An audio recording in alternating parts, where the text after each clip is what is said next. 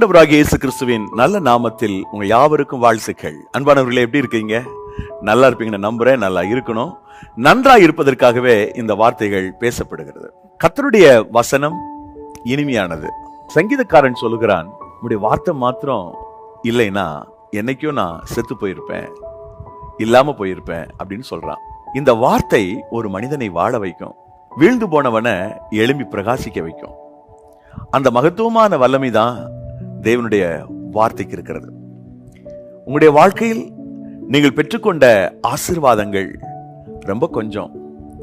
அதைவிட மேலான ஆசீர்வாதங்களை வேத வாக்கு நமக்கு முன்னறித்திருக்கிறது. தேவனுடைய வாக்கு நமக்கு முன்னறிப்பாக சொல்லி இருக்கிறது. ஆகவே வாக்கு தத்தங்கள் அத்தனையுமே ஆம் என்றும் ஆமேன் என்றும் நமக்கு இருக்கிறது என்பதை நாம் மறந்துவிடக்கூடாது. ஒரு வாக்கு தத்தம் இருக்குதுன்னு சொன்னால் அந்த வார்த்தை நம்முடைய வாழ்வில் மிகப்பெரிய மாற்றங்களை செய்து முடிக்கும். நீங்கள் விசுவாசிக்கும் பட்சத்தில், நீங்கள் நம்பும் பட்சத்தில். தேவனிடத்திலிருந்து ஆசீர்வாதங்களை, நன்மைகளை பெற்றுக் கொள்வதற்கு பல சந்தர்ப்பங்களில் நம்மிடத்தில் தகுதி இருப்பதில்லை. பல நேரங்களில் நமக்கான அந்த சுத்திகரிப்பு இருப்பதில்லை. இந்த குறிப்பிட்ட ஒரு அற்புதத்தை, குறிப்பிட்ட ஒரு நன்மையை, குறிப்பிட்ட ஒரு ஆசீர்வாதத்தை நான் பெற்றுக்கொள்வதற்கு தகுதி இருக்கிறதா என என்னை பார்த்து நானே கேட்டுக்கொள்கிற போது இல்லை என்ற பதிலே வருகிறது. ஆம் அன்பானவர்களே, பல நேரங்களில் தகுதியில்லாத நமக்கு ஆண்டவர் அந்த நன்மைகளை செய்கிறார். பெற்றுக்கொள்வதற்கான தகுதியே இல்லை. ஆனால் என்னுடைய வாழ்க்கையில நான் நன்மை பெற்றுக்கொள்ளும்படி கர்த்தர் உதவி செய்கிறார். தேவனுடைய மக்களாய் இருக்கிற நாம் அவருடைய கிருபைகளை பெற்று, அவருடைய அந்த இரக்கத்தை பெற்று முன்னேறும் போது நமக்கான அந்த ஆசீர்வாதங்கள் கிடைக்கிறது. அதுதான் முக்கிய காரணம். தகுதி இல்லை எனக்கு, ஆனா என் லைஃப்ல எப்படி அற்புதம் நடக்குது, என் வாழ்க்கையில எப்படி இவ்வளவு பெரிய உயர்வுன்னு கேட்டீங்கன்னா, உங்க மேல அவர் ஒரு கிருபை வச்சிருக்காருங்க, அவ்வளவுதான். உங்க மேல ஒரு தயவு வச்சிருக்கிறார். அதனாலதான் நீங்க ஆசீர்வாதமா இருக்கிறீங்க, அதனாலதான் நீங்க உயர்வோடு இருக்கிறீங்க, அதனாலதான் தேவன் உங்களை உயர்த்தி வைத்திருக்கிறார். அதை நீங்க மறந்துடக்கூடாது. தேவனுடைய கிருபை நம்முடைய வாழ்க்கையில் இருப்பதற்கு நாம் செய்ய வேண்டிய பல காரியங்கள் இருக்கின்றன. நிறைய விஷயங்கள் இருக்குது. தொடர்ச்சியா நீங்க ஆண்டவருடைய கரத்திலிருந்து அற்புதங்களை பெற விரும்புறீங்களா, மாற்றத்தை பெற விரும்புறீங்களா, ஆசீர்வாதத்தை பெற்றுக்கொள்ள விரும்புறீங்களா அப்படின்னா அவருடைய கிருபையை பெற்றுக்கொள்றதுக்கு முயற்சி பண்ணுங்க. தேவனுடைய கிருபையை பெற்றுக்கொள்றதுக்கு என்ன செய்யணும் அப்படின்னா நிறைய பாயிண்ட்ஸ் இருக்கு. We have more points. எப்படி பெற்றுக்கொள்வது தேவனுடைய கிருபையை பெற்றுக்கொள்வது? நீங்க கர்த்தருக்கு பயந்து நடந்தீங்கன்னா கிருபை உங்களுக்கு கிடைக்கும். உங்களை நீங்க தாழ்த்தி ஜீவிக்க துவங்கும் போது இந்த கிருபை உங்களை அலங்கரிக்கும். நான் சொல்றதுக்கெல்லாம் வசனம் இருக்குது, வசனங்களை சொல்வதற்கு எனக்கு அவகாசம் இல்லை. வேகமா முகவரியா சொல்றேன். அதிகாலை எழும்பி ஜெபம் பண்ணினீங்கன்னா இந்த கிருபை உங்களுக்கு கிடைக்கும். நல்ல ஆண்டவரை ஸ்தோத்திரம் பண்ணினீங்கன்னா இந்த கிருபை கிடைக்கும். இப்படி இந்த கிருபையை பெற்றுக்கொள்றதுக்கு இவ்வளவு வழிமுறைகள் இருக்கு. அதுல தி பெஸ்ட் அப்படின்னு சொல்லக்கூடிய ஒரு வழிமுறை என்னன்னு கேட்டா, அவரை நம்புறது. நீங்க முழுமையா அவரை நம்பிருங்களேன். அப்பா நீங்க எதாப்பா நான் உங்களை நம்புறப்பா அப்படின்னு சரண்டர் ஆயிட்டீங்கன்னா உங்க லைஃப்ல, உங்க வாழ்க்கையில ஒரு பெரிய கிருபைய அவர் தருவார். அந்த கிருபை என்ன பண்ணும்னா உங்களை ஜெயிக்க வைக்கும். நீங்க ஆசீர்வாதத்தை பெறக்கு உதவி செய்யும், உயர்வடைகிறதுக்கு உதவி செய்யும், உங்களை தப்புவிக்கும், உங்களை காப்பாற்றும். சொல்லிக்கிட்டே போலாம். தேவனுடைய கிருபை உங்களை சூழ்ந்து கொள்வதற்கு நாம பின்பற்ற வேண்டிய மிக முக்கியமான காரியங்கள்ல ஒண்ணு. நிறைய விஷயம் இருக்குது. நீங்க அந்த கிருபை உங்களுக்கு கிடைக்கிறதுக்கு நான் ஏற்கனவே சொன்ன மாதிரி எப்பெல்லாம் ஹம்பிள் ஸ்பிரிட்டோட இருக்கீங்களோ, தாழ்மையா இருக்கீங்களோ, அப்பொழுதெல்லாம் அந்த கிருபை உங்களை அலங்கரிக்கும். எப்போதெல்லாம் நீங்க தெய்வத்துக்கு பயந்து வாழ்றீங்களோ அப்போதெல்லாம் இந்த கிருபை உங்களை அலங்கரிக்கும். அதிகாலையில் எழும்பி தேவனை நோக்கி பார்க்கும்போது இந்த கிருபை நாளுக்கு நாள் கூடும். ரொம்ப முக்கியமா அவர் தான் அப்படின்ற ஒரு உறுதி மனப்பான்மையோட அவரை முழுசும் நம்பி நீங்க செயல்படக்கூடியவர்களா இருந்தால், நான் உங்களுக்கு சவாலா சொல்றேன் பிரியமானவர்களே, உங்க வாழ்க்கையில கிருபை ரொம்ப பெருசா இருக்கும்.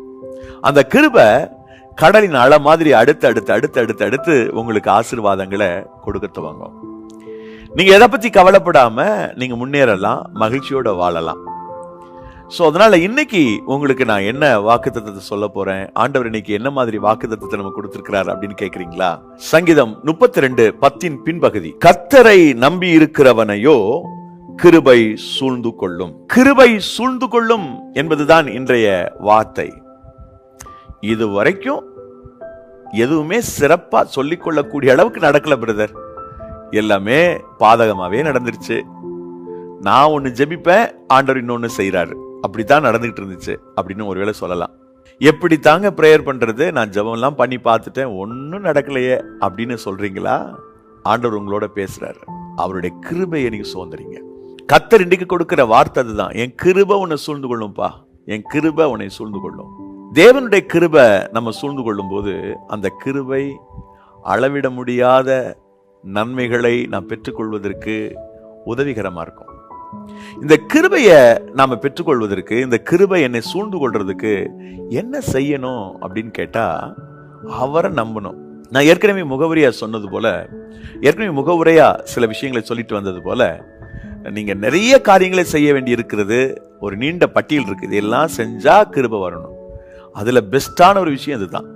நீங்க அவரையே நம்புறது, அவரையே பிடிச்சுக்கிறது. நான் ஆண்டவரை நம்புறேங்க, கர்த்தரை நான் நம்புறேன், அவர் என்னை கைவிட மாட்டார் அப்படின்னு உறுதியா அவரை நீங்க உறுதியா பிடிச்சுக்கிட்டீங்கன்னா, நான் உங்களுக்கு சொல்றேன், இந்த கிருபை உங்களுக்கு தான் நிறைய கிடைக்கும். அதிகமா அந்த கிருபை கொடுப்பார். ஒவ்வொரு நாளும் இந்த கிருபை அப்படி இன்க்ரீஸ் ஆயிட்டே இருக்கும்.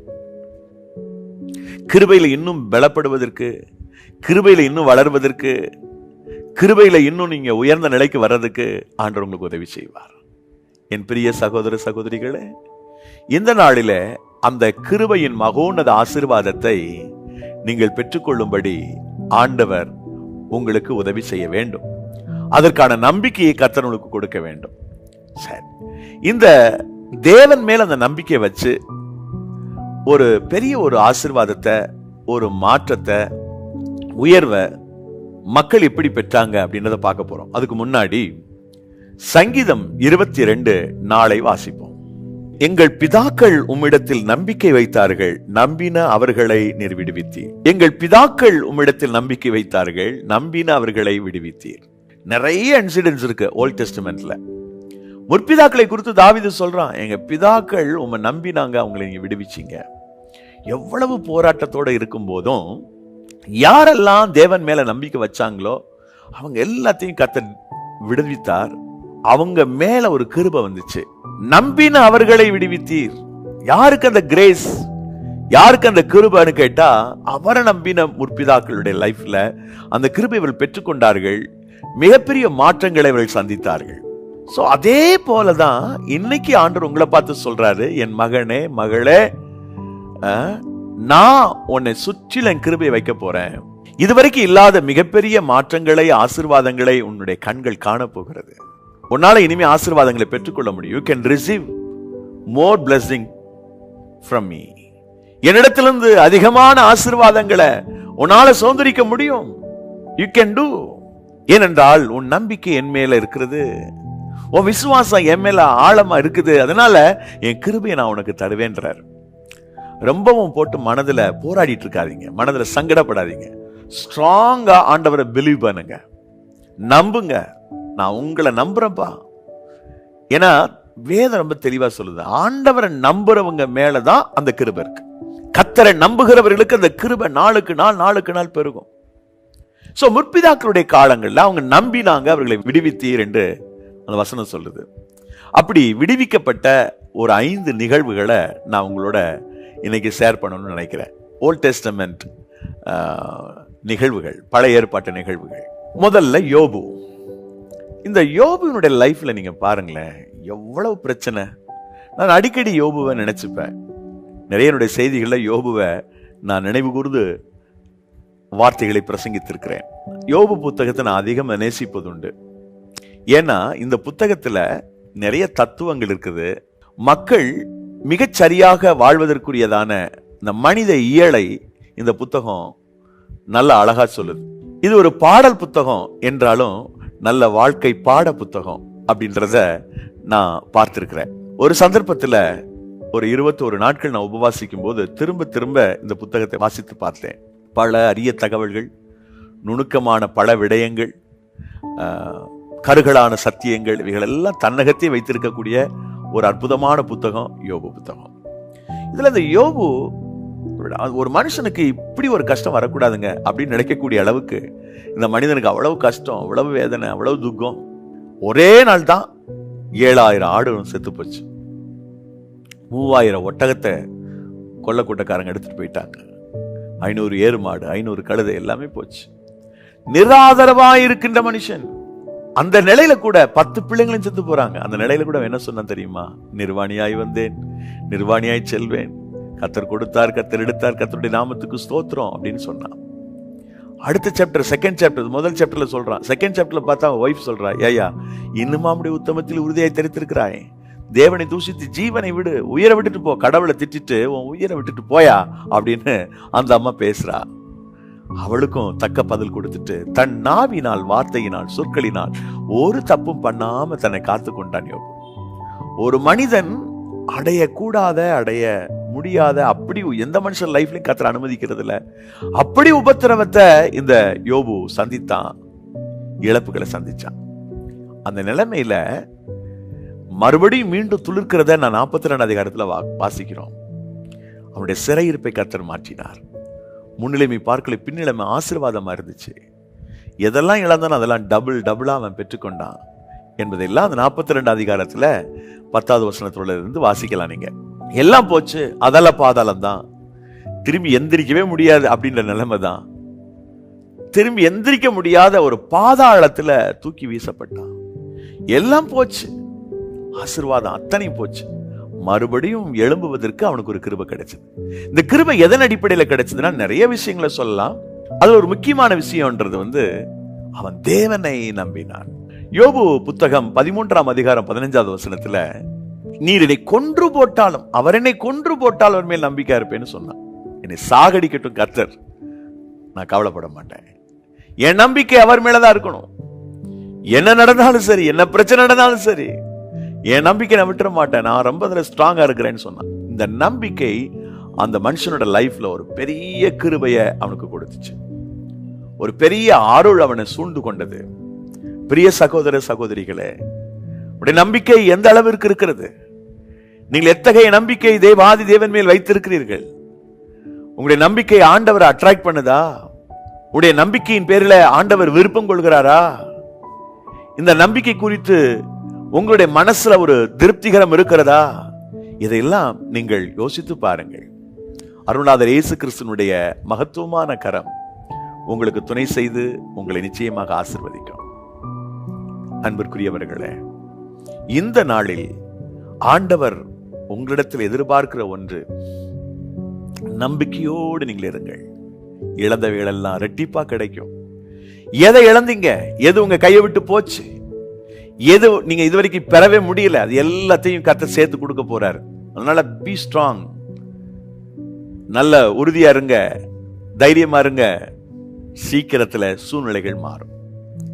இரண்டாவது ஒரு கூட்டம், மனித கூட்டம். இவங்க எல்லாரும் ஒரு அப்பிரயோஜனமான நிலையில தான் இருக்கிறாங்க. ஒரு பெரிய பவர்ஃபுல்னு சொல்ல முடியாது.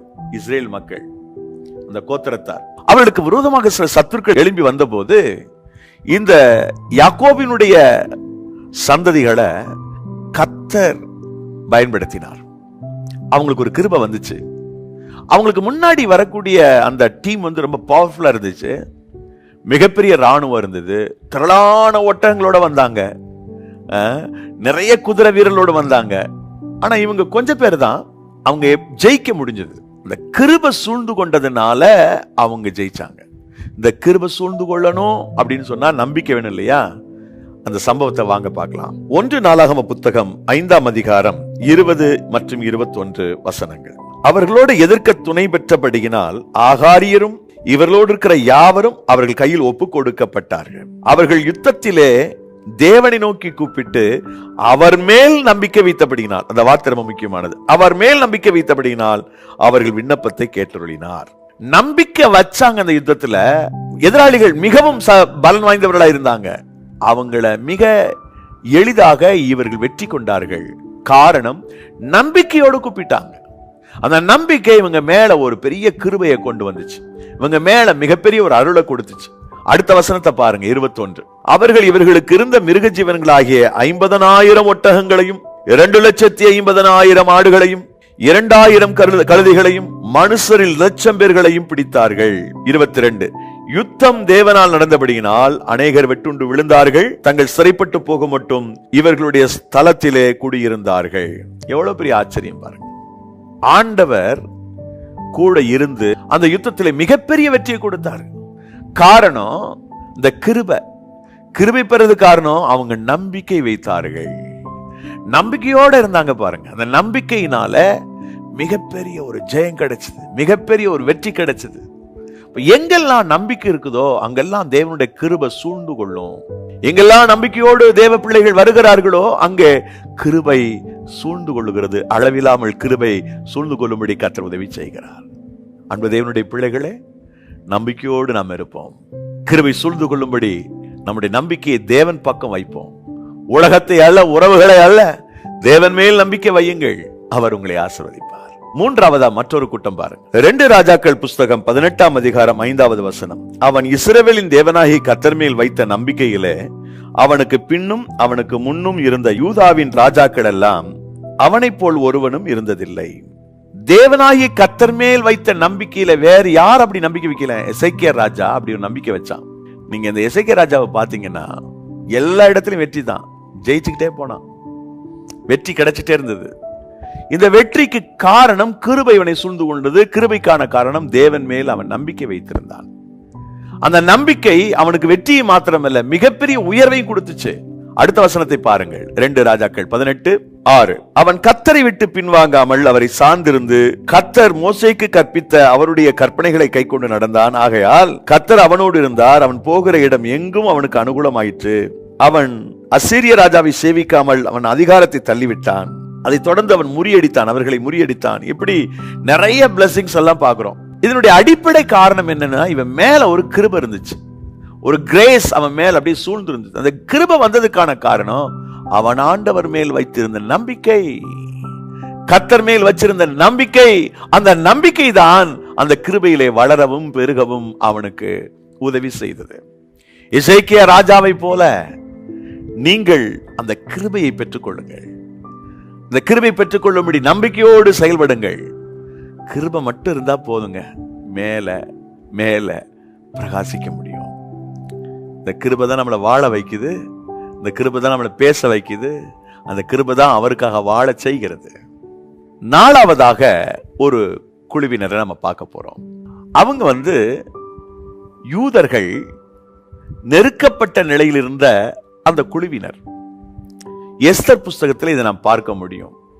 பாருங்க, ஒரு ஆமான் நிமித்தம் அத்தனை மக்களும் பாதிக்கப்பட்டாங்க. ஒரே ஒரு கையெழுத்தினால ஒட்டுமொத்த யூதர்களும் சாக போறாங்க, இன்க்ளூடட் மொர்தெகாய் அண்ட் எஸ்தர். அவர்களும் சேர்ந்து சாக போறாங்க. அந்த அக்கார்டிங் தட் லா, ஏன்னா அப்படி தெளிவா எழுதியிருக்கு. சோ என்ன ஆகிறது? எல்லாரும் சாக போறாங்களே, ஒரு பெரிய ஒரு சமூகமே மடிந்து போக போகிறது குறிப்பிட்ட சட்டத்தின்படி. இந்த நிலையில அவங்க நிறைய காரியத்தை செஞ்சாங்க. அதுல மிக முக்கியமான காரியம், 3 நாள் உபவாசம் பண்ணாங்க, எல்லாரும் பிரேயர் பண்ணாங்க, அப்படிலாம் காரியம் நடந்தாலும் அவங்க செஞ்சதுல மிக முக்கியமான விஷயம், அவங்க நம்பிக்கை வைத்தார்கள். எஸ்தர் புஸ்தகம் 9ஆம் அதிகாரம் 1 வசனம். ராஜாவின் வார்த்தையின்படியும் அவனுடைய கட்டளையின்படியும் செய்யப்படுகிறதற்கு ஆதார் மாதம் என்கிற 12ஆம் மாதம் 13ஆம் தேதியிலே யூதரின் பயங்கர் அவர்களை மேற்கொள்ளலாம் என்று நம்பினார்களே, அந்த நாளில் தானே யூதரானவர்கள் தங்கள் பயங்கரை மேற்கொள்ளும்படி காரியம் மாறுதலாய் முடிந்தது. இங்க யூதர்கள் நம்பினார்கள் என்றில்ல, அவர்கள் நம்பினார்கள், எதிராளிகள் நம்பினார்கள். அந்த நம்பிக்கைக்கு சற்றும் குறைவில்லாமல் இவர்கள் முழுமையாக தேவனை நம்பினார்கள். அவங்க நம்பினாங்கன்னு எந்த பதமும் எழுதப்படல. ஆனா அந்த அவர்களுடைய நம்பிக்கையை இவங்க நம்பிக்கை காலி பண்ணிருச்சு. அவ்வளவு ஸ்ட்ராங்கா அவங்க பிலீவ் பண்ணாங்க. நாம் தேவனுடைய ஜனம், தேவனால் தெரிந்து கொள்ளப்பட்டவர்கள், யாரும் நமக்கு தீங்கு செய்ய முடியாது. ஒரு பக்கம் அவர்கள் அழுதார்கள், புலம்பினார்கள், ரெட்டுடுத்தினார்கள், உபவாசித்தார்கள். ஆனா இன்னொரு பக்கம் தங்கள் தேவனாகிய கர்த்தர் மேல் நம்பிக்கை வச்சிருந்தாங்க. எதிராளிகளுடைய நம்பிக்கை அபத்தமாய் போகும்படி இவருடைய நம்பிக்கை மேலோங்கி இருந்துச்சு. மிகப்பெரிய ஒரு ஜெயத்தை கர்த்தர் கொடுத்தார். காரியங்கள் மாறுதலாய் முடிந்தது. நீங்கள் நம்பிக்கை வைத்தால் ஆண்டவர் மேல ஆழமான விசுவாசத்தை வச்சா உங்களுக்காக காரியங்களை தலைகீழாய் கர்த்தர் மாற்றுவார், தலைகீழாய் மாற்றுவார். Don't worry about anything. உங்களுக்காக அவர் யுத்தம் செய்ய உங்கள் அருகில் இருக்கிறார். அவருடைய கிருபையை பெற்றுக்கொள்ளுங்க. கிருபை பெறதுக்கு அவர் மேல் நம்பிக்கை வேணும். நாலாவதாக நான் தாவீதை குறிப்பிட விரும்புகிறேன். தாவீதினுடைய லைஃப்ல பாருங்க, தாவீதுக்கு அருளிய கிருபைன்னு இருக்குது. தாவீதுக்கு ஸ்பெஷலா கடவுள் கிருபை தந்தார். அவனுக்கு அளவிட முடியாத கிருபை. அந்த கிருபையை அவன் பெற்றுக்கொண்டதனால் தான் தாவீது வர வர பலத்தான். David become increase day by day because God was with him. கர்த்தர் தாவீதோடு கூட இருந்தபடியினாலே அவன் நாளுக்கு நாள் விருத்தி அடைந்தான். He was increased day by day because God was with him. தேவன் அவனோடு இருந்தார். அந்த கிருபை அவனோடு இருந்துச்சு. அந்த கிருபையில நிரம்பி இருந்ததுனாலதான் தாவீதினுடைய காரியங்களில மிகப்பெரிய ஒரு ஆசீர்வாதத்தை நம்ம பார்க்கிறோம். அவன் ரொம்ப சந்தோஷமா மனமகிழ்ச்சியோட சொல்றான். 4வது சங்கீதம் 5வது வசனம், நீதியின் பலிகளை செலுத்தி கர்த்தர் மேல் நம்பிக்கையாயிருங்கள், எங்களுக்கு நன்மையை காண்பிப்பவன் யார் என்று சொல்லுகிறவர்கள் அநேகர்தாவே, உம்முடைய முகத்தின் ஒளியை எங்கள் மேல் பிரகாசிக்க பண்ணும். அவர்களுக்கு தானியமும் திராட்சரசும் பெருகியிருக்கிற காலத்தின் சந்தோஷத்தை பார்க்கலும் அதிக சந்தோஷத்தை என் இருதயத்தில் தந்தீர். சமாதானத்தோட படுத்துக்கொண்டு நித்திரை செய்வேன். கர்த்தாவே, நீர் ஒருவரே என்னை சுகமாய் தங்க பண்ணுகிறீர். 8வது வசனம். இப்படி தொடர்ந்து அந்த வசனத்தை வாசிக்கும் போது அவன் தேவன் மேல் வச்ச நம்பிக்கையினால அவனுக்கு தேவன் பாராட்டிய கிருபை எவ்வளவு பெருசு பாருங்க. சுகமாய் தங்கும்படி உதவி செய்தார். மனமகிழ்வோடு வாழும்படி தேவன் உதவி செய்தார். மிகப்பெரிய ஒரு ஆசீர்வாதத்தை அவன் அனுபவித்தான். மகிழ்ந்து களிகூறும்படி கர்த்தர் அவனுக்கு உதவி செய்தார். அன்பானவர்களே, பயத்தோடு இருக்கீங்களா? அச்சத்தோடு இருக்கீங்களா? கலக்கம் வாட்டி வதைக்குதா? நாளைக்கு என்ன செய்ய போறோம்னு தெரியாம அவதிப்படுறீங்களா? ஆண்டவர் உங்க மேல இரக்கம் வைக்கிறார். அவர் உங்களை ஒரு நாளும் கைவிட மாட்டார். அவருடைய கிருபையை நீங்க பெற்றுக்கொள்வதற்கு முயற்சி பண்ணுங்க. பிரதர், எல்லாவற்றையும் முயற்சித்து பார்த்துட்டேன், ஒண்ணும் நடக்கல. பல முயற்சிகள் செய்தாகிவிட்டது, ஒண்ணும் நடக்கல. என்னுடைய சக்தியை நான் பயன்படுத்தினேன், என்னுடைய புத்தியை நான் பயன்படுத்தினேன், எனக்கான வாய்ப்புகளை நான் ஒரு நாள் விட்டுடல, கூடிய மட்டும் ஜெபம் பண்ணி பார்த்துட்டேன், ஒண்ணும் நடக்கல என்று சொல்லுகிறவர்களுக்கு இந்த நாளில் ஒரு செய்தியை நான் சொல்லுகிறேன். எனக்கு அன்பானவர்களே, அவர் மேல் நம்பிக்கை வையுங்கள், ஆழமாய் வையுங்கள். அப்பொழுது அவருடைய கிருபை உங்களை அழகாய் சூழ்ந்து கொள்ளும். அப்புறம் பாருங்க, உங்களுக்கான வெற்றி மகிமையாயிருக்கும். நிச்சயம் ஒரு ஆசீர்வாதம் உங்களை தேடி வரும். மிகப்பெரிய நன்மை அனுபவிப்பீர்கள். ஆண்டவருடைய ஆசீர்வாதத்தின் அந்த கரம் இப்பொழுதே உங்கள் மேல் வருகிறது. ஜெபம் பண்ணுவோமா? நேசிக்கிற எங்கள் பரலோக தந்தையே, ஆசீர்வாதமான இந்த அருமையான எளிய வேலைக்காக நன்றி. உம்முடைய தெய்வீக பரிசுத்த பிரசன்னத்திற்குள் ஒப்புக் கொடுக்கின்றேன். தகப்பனே, எங்கள் ஒவ்வொருவரையும் ஆசீர்வதியும். இந்த வார்த்தைகளை கவனித்துக் கொண்டிருக்கிற, பார்த்துக் கொண்டிருக்கிற உமது அன்பு பிள்ளைகளுக்கு ஆண்டவரே தகப்பனே, ஒவ்வொருவருக்கும் உடைய கிருபை தந்து உமது பிள்ளைகள் ஜெயிக்க, ஆண்டவரே சாதிக்க, ஆசீர்வாதங்களை சுதந்திரிக்க, வெற்றி பெற தேவன் அருள் புரிய வேண்டும் என்று உடைய பொற்கரத்தில் ஒப்புக் கொடுத்து ஜெபிக்கிறோம். உடைய தெய்வீக கரம் ஆண்டு கொள்ளட்டும். கர்த்தர் பெரிய காரியத்தை செய்யும். எல்லா துதி கன மகிமை யாவும் ஒருவருக்கே செலுத்துகிறோம். இயேசு கிறிஸ்துவின் நாமத்தில் ஜெபிக்கிறோம் ஜீவனுள்ள நல்ல பிதாவே, ஆமென்.